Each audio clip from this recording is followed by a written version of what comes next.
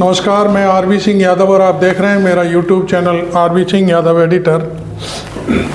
आज हम अडानी पर संसद में बोलने और संसद के बाहर बोलने वाले सांसदों की बात करेंगे, जिसमें प्रमुख रूप से आगरा के समाजवादी पार्टी के राज्यसभा सदस्य रामजी लक्ष्मण का भी हम संसद में जो वक्तव्य उन्होंने दिया है अडानी को लेकर के सरकार को घेरा है, उस पर भी बात करेंगे और उनका वक्तव्य पूरा दिखाएंगे आपको।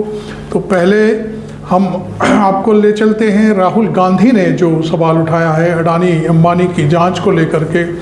एक पत्रकार ने जब पूछा कि भाई पिछले कई वर्षों से आप लगातार अडानी अंबानी पर सवाल पूछ रहे हैं, तब अब जांच का क्या मतलब है, इस तरह का कोई सवाल था, तो राहुल गांधी ने रुक करके उस पत्रकार को ही की खिंचाई करते हुए कहा कि क्या अपनी आप जांच कराना चाहते हो।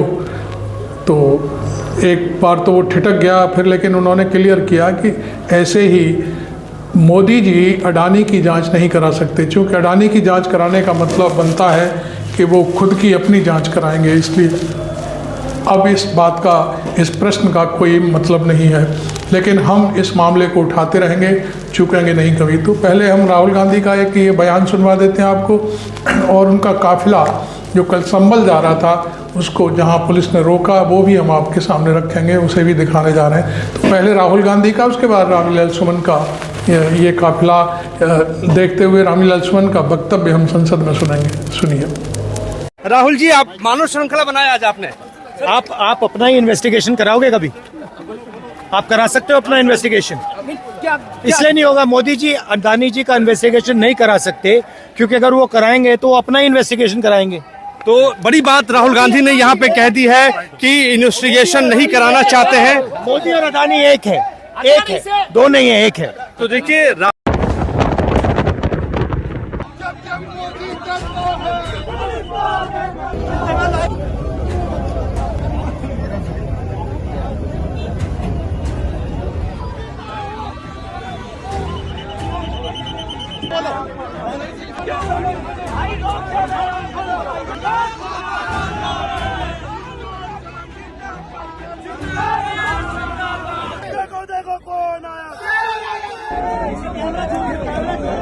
गुड मॉर्निंग सर, बताइए। आपके मूवमेंट के बारे में जो डीएम संबल है उन्होंने मूवमेंट रिस्ट्रिक्ट का ऑर्डर किया है, तो इसी वजह से हम यहाँ से आपको आगे अलाउ नहीं कर सकते। But as LOP I am allowed to go, it's my right to go there to see what's going on. मेरा अधिकार है ये। But on what basis if they deny the LOP permission to go? With the issue of law and order. But I am going to go with the police quietly and come back. जब condition law and order की normal हो जाएगी तब आप जाके बात कर सकते हैं, उस समय कोई इशू। सुनिए, जो ऑर्डर है उसकी कॉपी दीजिए हमें। ठीक है, वो मिल जाएगी मैम। और क्योंकि हम जानना चाहते हैं किस आधार पे आप रोक रहे हैं। यहाँ पे मतलब रोकने को बोला है, हम पूछ रहे हैं कि भाई परमिशन तो दिखाओ, कैसे कर रहे हो, किस बेसिस पे कर रहे हो, तो देखते हैं अभी।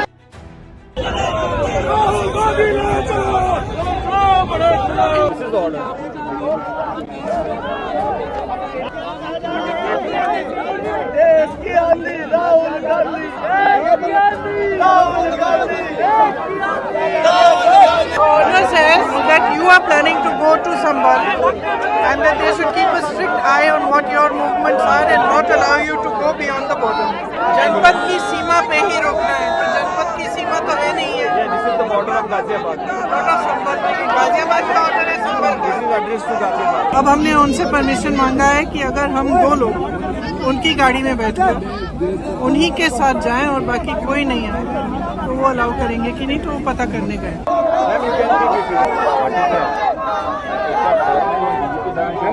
इंडिविजुअली भी मैं जाने को तैयार हूँ, उनकी गाड़ी में जाने को तैयार हूँ, बस देखने, मगर नहीं अलाउ करने। Are you aware that LOP can go anywhere he wants in this country? Are you aware of that?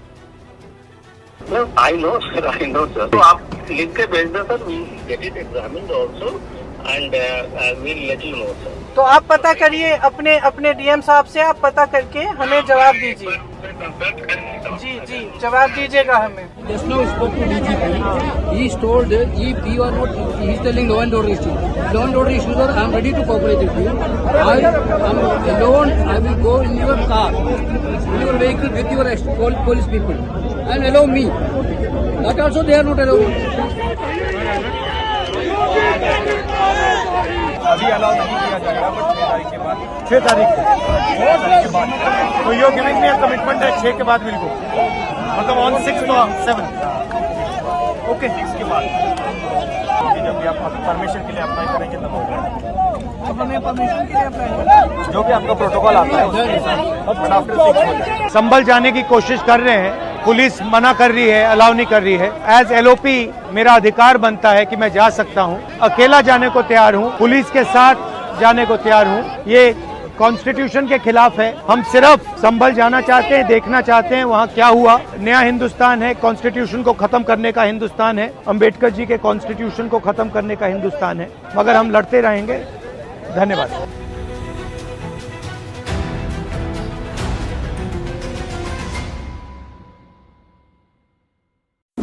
आपने राहुल गांधी को देखा, सुना और पूरे उनके काफिले को देखा होगा, और उन्होंने पत्रकार से किस तरह बात की वो भी आपके सामने हमने रख दी। अब आप जो सुमन जी ने अपना जो राज्यसभा में भाषण दिया है, उन्होंने क्लियर कट कहा है कि जो बन रहे हैं ये जो हवाई अड्डे, ये सिर्फ और सिर्फ अडानी के लिए बनाए जा रहे हैं, सरकार केवल अडानी के लिए काम कर रही है। तो वो भी आप देख लीजिए, सुमन जी का भी ये वीडियो देख लीजिए। उपसभापति जी, अभी कहा गया कि बहुत तेजी के साथ नए हवाई अड्डे बन रहे हैं और सरकार बहुत तेजी के साथ काम कर रही है। उपसभापति महोदय, 2023 में एक कानून बना था, इसी संसद ने वो कानून बनाया कि अगर कोई संस्था किसानों की जमीन का अधिग्रहण करती है तो सर के रेट का 4 गुना किसानों को देना होगा। सभापति महोदय, उत्तर प्रदेश में ये दिल्ली से लगा हुआ जीआर एयरपोर्ट काफी दिनों से बनना है और सभापति जी, उपसभापति जी, मुझे बहुत तकलीफ के साथ कहना पड़ता है कि जिन किसानों की जमीन का अधिग्रहण किया गया था उसमें पहले चरण का मुआवजा तो किसानों को मिल गया, लेकिन अभी दूसरे और तीसरे चरण का मुआवजा किसानों को नहीं मिला है। चिंता का विषय क्या है? क्या हो गया? प्लीज आपस में बात। सर ये राग दरबारी रोकिए सर, प्लीज ये राग दरबारी रोकिए सर। आप बोले अपनी बात। सर ये व्यवधान पैदा करेंगे, मैं कैसे बोल सकता हूँ? आप बोले। क्या कहना चाहते हैं आप इधर बोले, आपका समय खत्म हो रहा है। माननीय रामजी लाल सुमन जी, हमारी पार्टी से भाग के चले गए। आपका समय खत्म हो रहा है, ये कोई बात रिकॉर्ड पे नहीं जा रही, आप अपनी बात कहें प्लीज। उपसभापति, मेरे कहने का मतलब ये है कि अभी किसानों का आंदोलन चल रहा है, जगह जगह तनाव है। आप विषय पर बोले, मैं आग्रह करूंगा। मेरा आपसे आग्रह है जी कि जहां जहां हवाई अड्डों के लिए किसानों की जमीन अधिग्रहण की गई है, मैं विनम्र आग्रह करना चाहूंगा मंत्री जी से वहां तत्काल मुआवजा दिए जाने की आवश्यकता है। उपसभापति जी, अभी कहा गया वायुयान की उड़ानों के संबंध में, उड़ानों की संख्या कितनी बढ़ी है मैं नहीं जानता, लेकिन मैं जानता हूं उपसभापति जी, मैं आगरा में रहता हूं और जो आगरा से उड़ानें शुरू की गई थी वो उड़ानें भी बंद हो गई।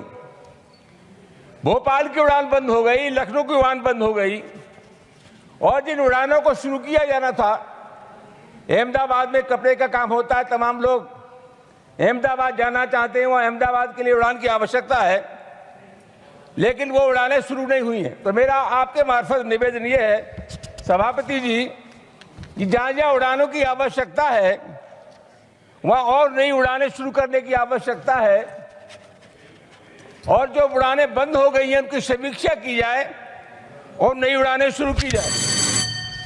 उपसभापति जी, खत्म करें जी।